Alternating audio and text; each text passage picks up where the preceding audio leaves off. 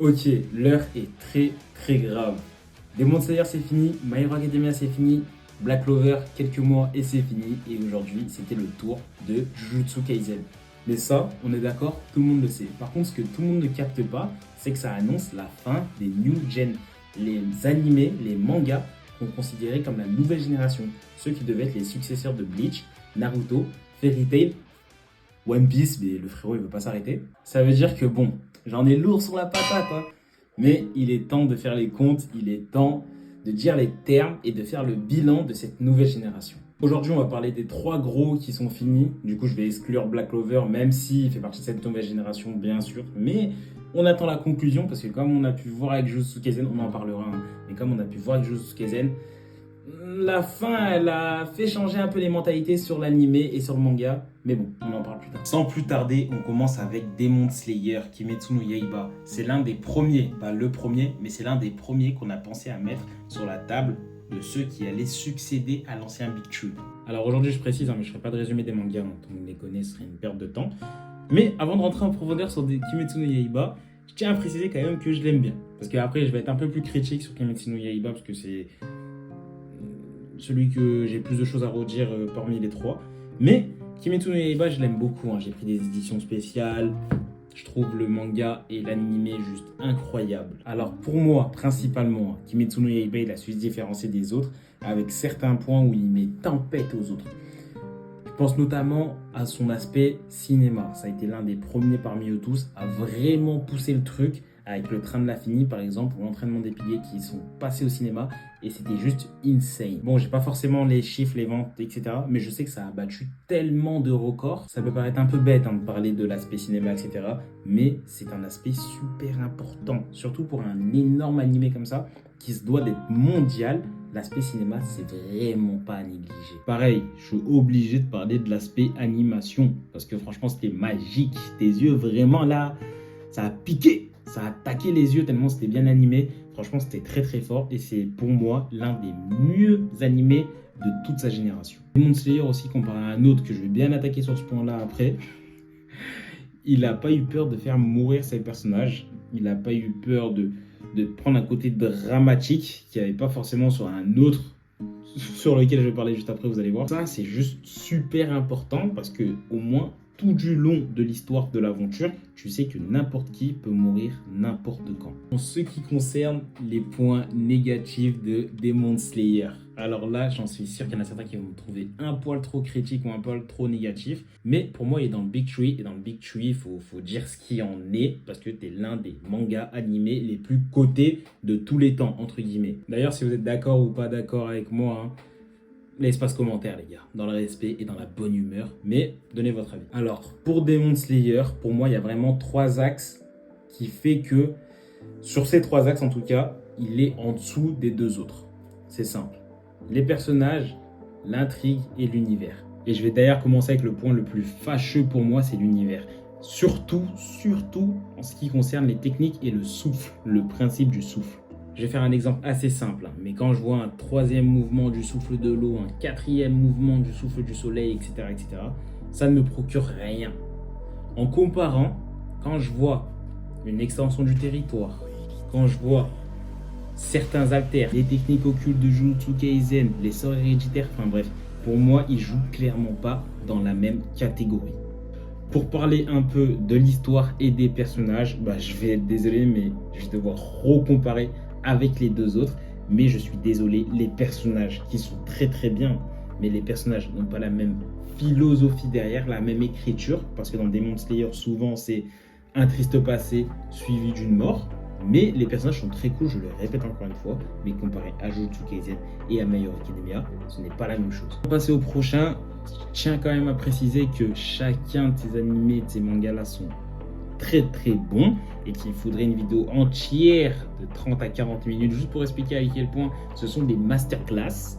Mais voilà, là je fais cette vidéo à chaud, j'ai jeté ma caméra là, je me mets en face, je vous parle directement.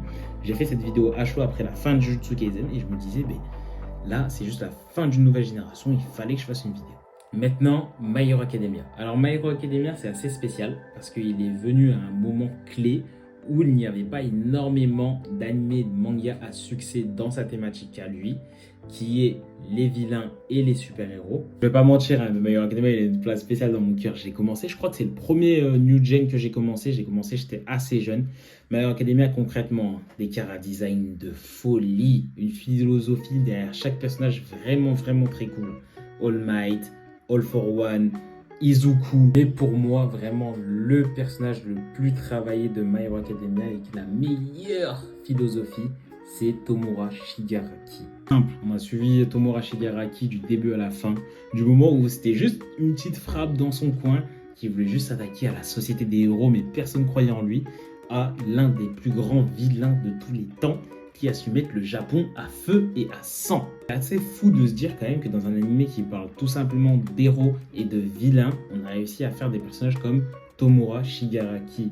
Le mec, c'est tout simplement la personnification de la destruction. Son pouvoir, c'est le fait de tout détruire. Critiquer la société, comment elle tient, les bases de la société.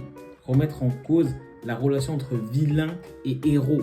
Sa perte d'identité avec All for One, où même lui ne savait plus qui il était. On a aussi le parallèle entre Izuku et Shigaraki. Shigaraki avait un alter surpuissant qu'il ne demandait qu'à laisser parce qu'il a tout simplement détruit sa vie.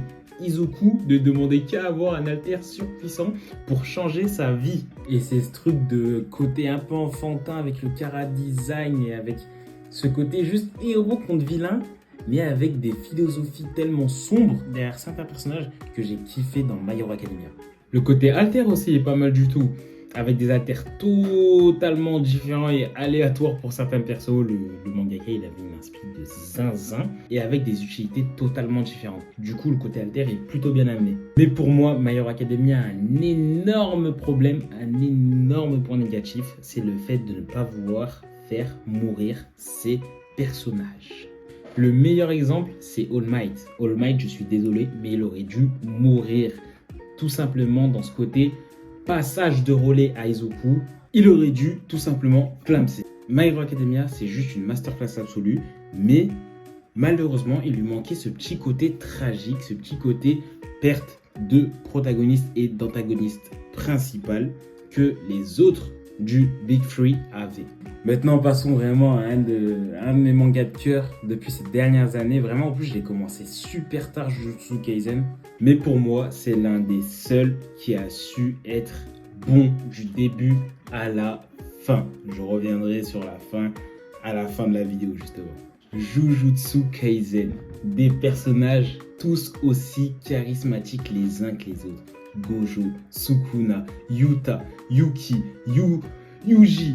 Tous, ils sont tous incroyables, tous incroyablement profonds, tous incroyablement psychologiques. Les meilleurs exemples, c'est par exemple Gojo et Sukuna, le paradoxe d'être le plus fort. Ils souffrent tout simplement d'être les plus forts. Ils souffrent tout simplement de n'avoir personne à leur taille, personne pour les comprendre. Parce que malheureusement, il n'y a que les gens aussi forts que toi qui peuvent comprendre ce que tu vis. Parlons aussi de l'intrigue. Vraiment, ok, le côté un sensei avec une équipe de 3, 2 garçons, une fille, Naruto, Kakashi, d'accord.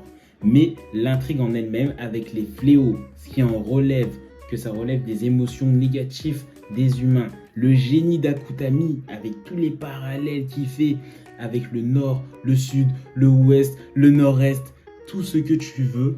L'intrigue de Jujutsu Kaisen alliée à son histoire font que c'est l'une des meilleures intrigues en ce qui concerne le Big Three. Je ne vais pas dire de ces dernières années parce qu'il y a des animés qui sont au-dessus, mais au niveau du Big Three et des gros shonen sortis ces dernières années, Jujutsu Kaisen, je le dis haut et fort, a l'une des meilleures intrigues, écriture de manga. Dans cette vidéo, j'ai parlé de faire mourir les personnages. Alors là, c'est pas à tonton Akutami que tu vas apprendre à faire mourir les personnages. Il a fait que ça pendant toute l'histoire, mais que des morts intelligentes, que des morts qu'ils ont fait, que le suspense était là du début à la fin de l'œuvre. Et même pour en revenir sur les personnages, je n'ai connu aucun manga animé, encore une fois, les gros neketsu, les gros shonen, qui avaient des personnages féminins aussi bien écrits. Nobara, Maki, ces personnages féminins sont juste incroyables. Vous l'aurez compris, hein, pour moi, Jujutsu Kaisen est le meilleur gros shonen sortis ces dernières années. Mais malheureusement, je ne comprends pas pourquoi Akutami a fait ça. La fin est bonne, attention. Je ne dis pas que la fin est mauvaise, mais il reste tellement de points à approfondir. Les Reian, l'enfance de Sukuna, le futur de Megumi, quelle puissance il allait donner. Tout ça n'a pas été approfondi, ce qui fait que Jujutsu Kaisen aurait pu être un 10 sur 10, passe à un 9, voire un 8, tout simplement parce qu'on n'a pas pu aller au bout de l'histoire. Tout ça pour dire qu'on vient de finir une nouvelle ère dans les animés, dans les mangas.